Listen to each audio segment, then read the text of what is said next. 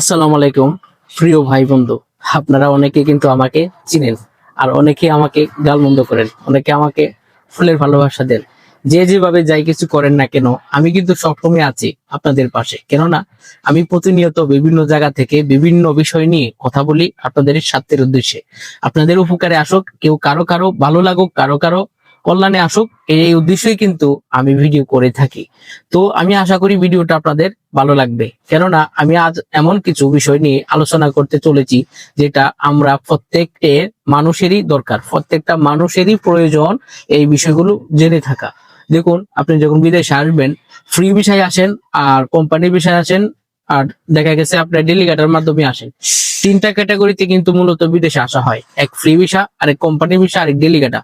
ডেলিগেটাও কোম্পানিরই, কিন্তু কোম্পানির লোকেরা গিয়ে দেশ থেকে আলোচনা করে নিয়ে আসে ইন্টারভিউর মাধ্যমে। এটা যদি দিয়ে আসতে পারেন তাহলে আমি মনে করি এটাই নাম্বার ওয়ান ক্যাটাগরি। এটা হলো নাম্বার ওয়ান ক্যাটাগরি, যারা আমরা ডেলিগেটার মাধ্যমে, ডেলিগেটা দিয়ে ইন্টারভিউর মাধ্যমে কাজ জেনে কাজে অনুযায়ী বিদেশে আসবো, আমরা 100% কোম্পানি পাবো। দ্বিতীয় হলো, কোম্পানি তো আমরা পাবোই, তাছাড়া সুযোগ সুবিধা অনেক বেশি পাবো। এবার আসুন, যে কোম্পানির কাজে যদি সরাসরি আসেন, যে কোনো কোম্পানিতে যে কোনো কাজের জন্য আমি আসতে চান, সে যে কোনো কাজ হতে পারে, আমি কাজের ধরন উল্লেখ করছি না। আপনি কোম্পানিতে আসার যদি চেষ্টা করেন, স্যালারিটা কম হলেও আর সুযোগ সুবিধা কিন্তু একই রকম পেয়ে থাকবেন যদি ভালো কোম্পানিতে আসেন। এবার ধরেন ফ্রি ভিসা, ফ্রি ভিসা যদি আসেন, ভাই ব্যাপারটা বুঝুন। ফ্রি ভিসা মানে নিজের কাজ, কাজটা নিজের, আপনি কাজ করবেন টাকা পাবেন, কাজ করতে পারবেন না, টাকা উপার্জন করতে পারবেন না।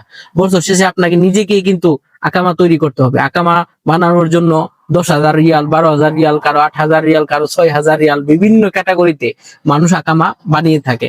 আপনাকেও কিন্তু সেভাবেই বানাতে হবে। তাহলে একটা প্যারা কিন্তু রয়ে গেল আকামা বানানো।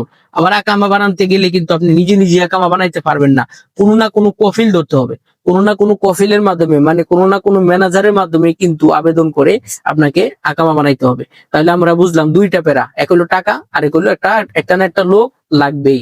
তৃতীয়, দেখুন, আপনি যদি কাজ না করতে পারেন তো আকামার টাকাটা করতে আসবে, আর দেশে কি দিবেন, নিজে কিভাবে চলবেন?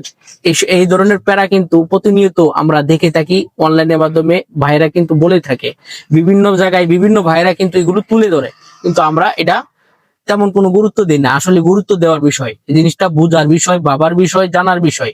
তা আশা করি আমি আপনাদেরকে বুঝাতে পেরেছি যে আমি আসলে কি বুঝাতে চেয়েছি। আপনারা অবশ্যই বিবেচনা করে আসবেন। তো তত করে অবশ্যই লাইক কমেন্ট করে দিবেন, ভাইয়ের পাশে থাকবেন, ভিডিওটা অবশ্যই শেয়ার করবেন আপনার বন্ধুদের কাছ থেকে, যেন তারাও দেখে উপকৃত হতে পারে।